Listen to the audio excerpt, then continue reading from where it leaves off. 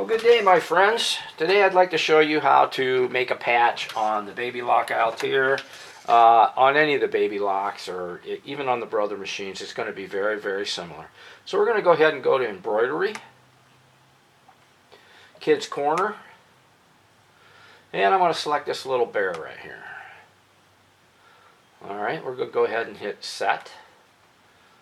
Alright, at this point, we don't want to go to Embroidery yet. We want to go to Edit. So I'm going to go to Edit, and in here you could resize this if you want, move it around, rotate it, whatever you want to do. But today, you see this looks like a badge here. This is actually the patch. So we're going to go ahead and press that once, and you notice it puts the stitching around the outside just like a patch. Now if you don't like that, right at this point you can hit Embroidery and go right ahead and make your patch. Remember, your size is up here. 4 3/4 by almost 7 inches is what that is.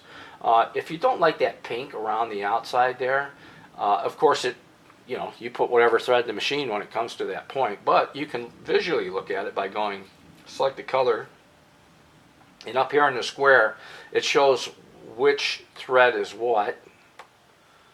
There's the black, what it's doing. So we're going to go down and find the pink thread, which is all the way at the bottom right here. And at this point, from this color palette down here, we can change it to any color we want. So you go ahead and pick one that makes you happy and click OK, and there you go, and just hit Embroidery and hoop it up, and there you go. Alright, I'll show you how to do this also from a USB stick.